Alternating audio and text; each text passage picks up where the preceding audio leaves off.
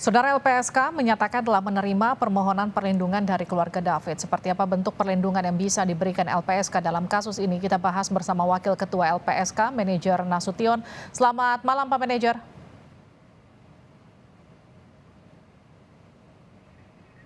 Selamat malam, Pak Manajer. Audionya boleh tolong dibuka? Nampaknya masih di mute.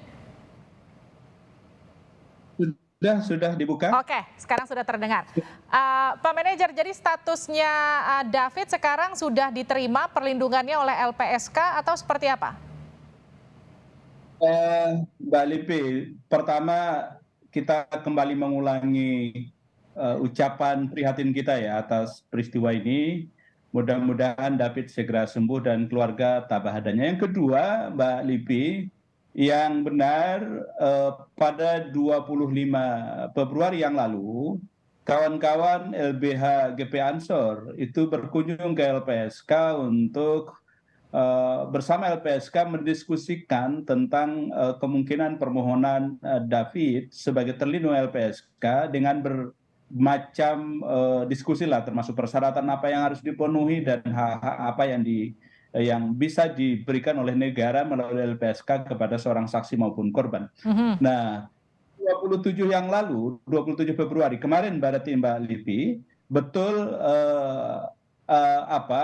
keluarga korban dalam hal ini diwakili oleh bapaknya David itu telah secara resmi mengajukan surat permohonan perlindungan ke ada 3 betul tadi yang diminta oleh keluarga korban untuk dimohonkan kepada LPSK untuk diberikan perlindungan. Pertama betul mereka meminta agar LPSK memberikan pemenuhan hak prosedural. Prosedural ini tentu gampangnya, sederhananya, kalau nanti proses hukumnya ini jalan, maka LPSK melakukan pendampingan kepada David untuk memenuhi semua prosedur, mulai dari penyelidikan, penyidikan, bahkan nanti sampai di persidangan. Ada yang diminta oleh keluarga David itu hak rehabilitasi medis. David sekarang kan lagi sakit ya.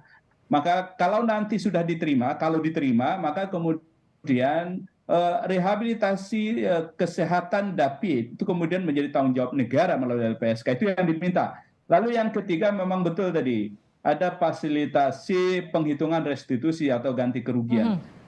Restitusi itu sebetulnya ganti kerugian yang dibebankan kepada pelaku untuk diberikan kepada korban atau keluarganya. Nah, LPSK memang punya kewenangan untuk melakukan penghitungan itu. Nah, 3 ini Mbak yang dimintakan oleh keluarga kepada LPSK untuk diberikan David.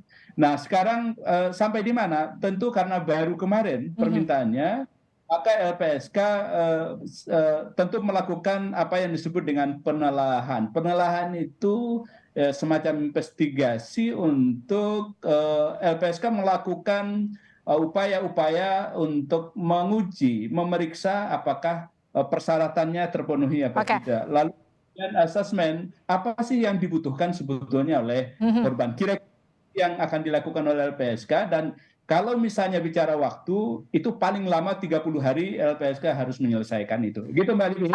Pak Manajer, biasanya kan kalau asesmen itu kan dilakukan wawancara terhadap yang bersangkutan. Tapi kondisi David kan tidak dimungkinkan untuk melakukan wawancara ataupun misalnya pertanyaan semacamnya. Ini dilakukan ke siapa? Sudah berjalan belum? Butuh waktu berapa lama Pak Manajer?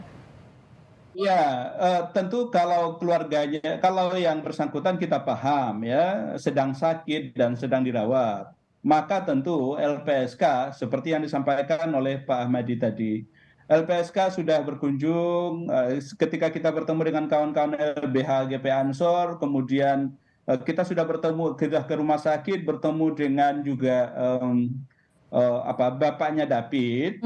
Tentu cara yang bisa kita lakukan sekarang adalah menggali informasi, meminta keterangan dari keluarga David ya. Dan pada saatnya nanti tentu kita berdoa mudah-mudahan segera David sembuh.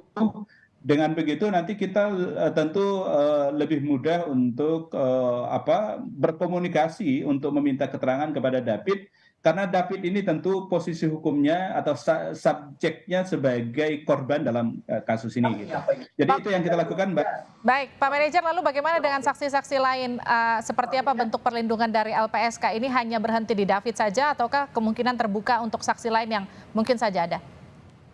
Ya, sampai hari ini 28 Februari Mbak Livi, tentu yang masuk ke kita, yang masuk ke LPSK itu baru permohonan untuk saudara David sebagai sementara yang lain misalnya kalau ada informasi soal ada kemungkinan saksi misalnya, tentu LPSK membuka kesempatan kepada siapapun mempersilakan untuk juga mengajukan permohonan. Baik. Karena LPSK tentu prinsip kerjanya itu di samping di samping ada permohonan itu basisnya kan pada kesukarelaan itu ya. Jadi harus kalau mau dilindungi tentu meminta atau memohon ke LPSK. Baik. Karena apa? Itu tadi kesukarelaan. Nggak mungkin LPSK kemudian ujuk-ujuk melindungi orang kalau yang bersangkutan tidak meminta permohonan atau mau melakukan permohonan. Terima kasih Manajer Nasution, Wakil Ketua LPSK telah bergabung bersama kami di Sapa Indonesia Malam. Terima kasih Pak.